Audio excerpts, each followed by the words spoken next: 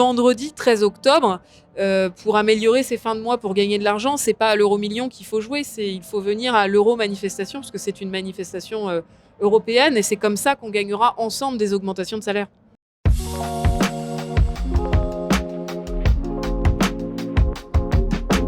Bonjour et bienvenue sur l'actu l'UTA en différé de la fête de l'UMA. Et du coup, merci Sophie de nous accorder ce temps-là qu'on sait très précieux sur la fête. On est avec Sophie Binet, secrétaire générale de la CGT. Du coup, on va commencer sans plus attendre. Alors, on va pas parler fongibilité asymétrique, les vrais savent. Mais tout d'abord, félicitations. Ça me rappelle un très très vieux souvenir. Ouais. Okay. Du coup, on verra combien en commentaire connaissent, maîtrisent la ref. Félicitations en vrai pour ton élection, pour plein de choses. Alors, pour démarrer, une cadre à la tête de la CGT, c'est une petite révolution dans la centrale. Non, alors... Qu'est-ce que ça révèle des perspectives pour le syndicat, selon toi ? Oui, il faut pondérer, parce que mon prédécesseur, Philippe Martinez, était technicien supérieur, donc voilà. Ensuite, c'est à l'image de l'évolution du monde du travail. Il y a aujourd'hui quasiment 50% de cadres et de professions intermédiaires. Et donc, la CGT, elle est évidemment porteuse d'un syndicalisme lutte des classes, qui rassemble la classe du travail contre la classe du capital. Et donc, pour rassembler la classe du travail et mobiliser dans leur spécificité les ouvriers employés et les ingénieurs cadres techniciens, il faut avoir une prise en compte spécifique des problématiques des salariés qui sont en responsabilité. C'est la tâche de l'UGICT CGT, la CGT des ingénieurs cadres techniciens, donc j'étais secrétaire générale. Et je pense qu'en décidant de m'élire secrétaire générale, les militantes et militants de la CGT savaient très bien ce qu'ils faisaient et ils ont voulu envoyer un message fort aux cadres et aux professions intermédiaires pour leur dire qu'ils et elles sont déjà nombreux et nombreuses à être dans la CGT, mais que les portes leur étaient grandes ouvertes parce que avec la financiarisation de l'entreprise et du travail, les cadres et professions intermédiaires sont très lucides sur les impasses de ce management financier. Et donc sont disponibles pour l'action pour peu qu'on parte de leurs problématiques. Donc c'est un signal fort aussi sur comment est-ce qu'on peut rassembler le salariat et construire les convergences pour que l'ensemble des salariés, des travailleuses et des travailleurs puissent lutter et s'organiser avec la CGT. Après, l'UGICT m'a beaucoup appris. Elle m'a aussi appris à toujours être vigilante sur les rapports sociaux au travail. Oui, il y a des problématiques qui sont de plus en plus communes entre les ouvriers et les cadres, parce qu'on a un déclassement des cadres qui sont de moins en moins bien payés, qui sont de moins en moins associés aux orientations stratégiques. Mais il y a des spécificités et il ne faut surtout pas que le fait d'avoir une femme cadre, secrétaire générale de la CGT, occulte les problématiques propres aux ouvriers et aux employés. Et donc, c'est pour ça que j'ai été très attentive dans la composition du bureau confédéral, à ce qu'il y ait beaucoup d'ouvriers et d'employés dans la direction de la CGT, notamment au bureau confédéral. Et c'est pour ça aussi que là, dans notre stratégie de lutte, je suis très attentive à mettre en avant la lutte et la parole des ouvriers, des employés, qui sont complètement invisibilisés du débat public. Et on fait comme si, quand pendant le confinement, on entendait parler du télétravail matin, midi et soir, c'est comme si tout le monde était en télétravail, alors qu'il y avait une majorité de travailleuses et de travailleurs, à savoir les ouvriers et les employés, qui étaient au boulot à leur risque et péril. Donc une CGT finalement à l'image du monde du travail. Alors on sort d'un mouvement social sans précédent, enfin en tout cas historique pour la période récente, contre une réforme des retraites qui a été rejetée par 90% des actifs. Et pourtant, le gouvernement a utilisé finalement toutes les ficelles constitutionnelles pour imposer sa loi. Alors est-ce que ça veut dire qu'on a perdu quelque part ? Non, en fait, c'est ce qu'on appelle une victoire à la Pyrrhus. Et donc, pour celles et ceux qui ne connaissent peut-être pas par cœur l'histoire romaine, Pyrrhus, c'était un roi à l'époque de Rome qui avait beaucoup d'ambition et pensait pouvoir conquérir Rome. Et à chaque fois, il a gagné plusieurs batailles contre les Romains, mais à chaque fois au prix de pertes énormes. Et donc, au final, ces pertes lui ont tellement coûté qu'il n'a jamais pu prendre Rome et que Rome est devenu ce que l'on sait. En fait, pour Macron, c'est un peu la même chose. C'est-à-dire que là, il a gagné la bataille grâce à l'arme constitutionnelle, mais de fait, les pertes sont tellement importantes qu'au final, c'est nous qui, au moyen long terme, si nous menons bien la barque et si nous savons arroser les graines que nous avons semées, c'est nous qui pouvons gagner. Pourquoi ? Parce que Emmanuel Macron n'a jamais été aussi affaibli, seul et isolé. Il a plus de majorité à l'Assemblée nationale. Il est complètement marginalisé dans le pays parce que le mondial du rugby l'a encore démontré. Il peut plus sortir du pays sans se faire huer. Et le fait que, alors qu'il lui reste 4 ans de mandat, le débat sur sa succession soit déjà ouvert au sein même de son gouvernement, ça montre à quel point on est dans une ambiance de fin de règne. Donc on voit que c'est nous qui pouvons avoir la tête haute et c'est nous qui sommes en position de force. Ce d'autant plus que nous avons réussi à maintenir, conforter, renforcer l'unité syndicale. Et ça, c'est important pour le rapport de force.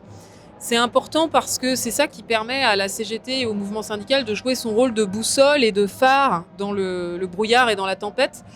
Puisque la décision de passage en force de Macron, si elle est grave pour les travailleuses et les travailleurs qui vont perdre 2 ans de vie, elle est peut-être encore plus grave d'un point de vue démocratique, puisque avec son passage en force contre la rue et contre les organisations syndicales, il ouvre un boulevard à l'extrême droite.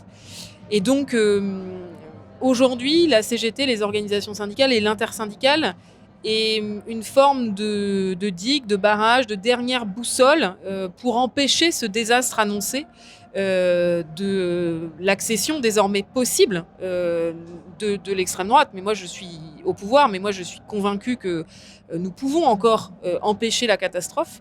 Et c'est pour ça que maintenir, conforter, pérenniser cette unité syndicale, c'est très important parce que, alors que Macron, son seul moyen de survivre, c'est la répression syndicale et la diversion sur des débats nauséabonds divers et variés, nous, la CGT, le mouvement syndical, notre responsabilité, c'est de rassembler le monde du travail, de rassembler la classe du travail et d'empêcher justement ces mises en opposition identitaires que veut organiser le gouvernement. Donc en résumé, on a perdu une bataille mais pas la guerre. Alors du coup, pour terminer, quelle perspective sur la rentrée sociale ? Les perspectives, l'intersyndicale les a balisées dès la fin du mois d'août en disant que le sujet numéro 1 de la rentrée, c'était la question des salaires. Et malheureusement, chaque jour qui passe nous donne raison, puisque alors que le patronat et le gouvernement disaient que finalement cette question des salaires s'était réglée, on nous a même expliqué pendant l'été que les salaires augmentaient plus vite que les prix, donc quand même, faut le faire, et que ça y est, il y allait avoir enfin cette fameuse boucle dont il nous parle, la boucle prix-salaire, qui est complètement... c'est un élément de science-fiction. Donc alors que c'était ça quand même le récit des dernières semaines, on voit en cette rentrée quand il y a plus d'un tiers des Françaises et des Français qui ne mangent pas 3 repas par jour, qu'il y a un vrai problème de salaire et de pouvoir d'achat. Aujourd'hui en France, le problème c'est qu'on ne vit plus de son salaire. Et donc le point très positif, c'est que l'intersyndicale, en posant ce thème d'entrée de jeu dès la fin de l'été, on a imposé au gouvernement et au patronat déjà d'ajouter un mot à leur vocabulaire, le mot salaire, qui en avait quand même disparu. Et Emmanuel Macron a été obligé de convoquer une conférence sociale sur les salaires, chose dont il ne voulait absolument pas parce qu'il ne veut pas parler salaire et il ne veut pas en parler au niveau interprofessionnel. Et donc l'enjeu de notre 13 octobre, c'est de faire monter les revendications et le rapport de force sur les salaires d'une façon générale et sur l'égalité salariale femmes-hommes en particulier, parce que je rappelle qu'en France, les femmes sont toujours payées 25% de moins que les hommes. Et c'est d'ailleurs une des grandes nouveautés de cette journée du 13 octobre, c'est que c'est la première fois que toutes les organisations syndicales appellent à une journée de grève et de manifestation pour l'égalité salariale femmes-hommes. Donc on va dire il était temps, mais voilà, c'est chose faite. Et donc c'est pour ça que c'est important que les salariés, et notamment les femmes, soient au rendez-vous. Le deuxième objectif du 13 octobre, c'est de dénoncer l'état calamiteux de nos services publics et de peser sur le débat qui aura lieu à l'Assemblée en octobre sur le projet de loi de finances et le projet de loi de financement de la sécurité sociale. Et enfin, le dernier objectif, c'est qu'on a des négociations majeures qui sont en cours actuellement pour la protection sociale de millions de travailleuses et de travailleurs et qui s'inscrivent dans les suites directes de notre mobilisation contre la réforme des retraites, à savoir la négociation sur l'Agirc-Arlarco, donc les retraites complémentaires pour les salariés du privé. C'est quand même entre 20 et 50% de la pension de retraite des salariés du privé. Et puis la négociation sur l'assurance chômage. Et le point positif, c'est que le patronat a changé d'attitude et de ton, puisque pour la première fois en face de lui, il a des organisations syndicales unies.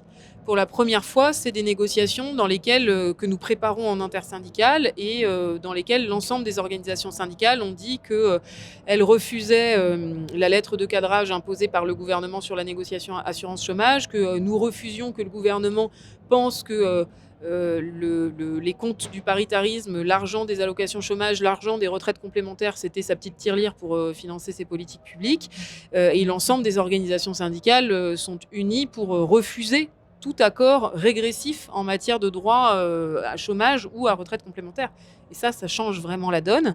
Et donc, l'objectif du 13 octobre, c'est de mettre ces négociations sous pression, parce que bon, l'unité, c'est bien, mais à la CGT, on pense qu'il ne faut jamais négocier à froid et qu'il faut avoir du rapport de force dans le pays. Donc, le 13 octobre va permettre ça. Donc, vraiment, un message le vendredi 13 octobre, pour améliorer ses fins de mois, pour gagner de l'argent, c'est pas à l'euro-million qu'il faut jouer, il faut venir à l'euro-manifestation, parce que c'est une manifestation européenne, et c'est comme ça qu'on gagnera ensemble des augmentations de salaire.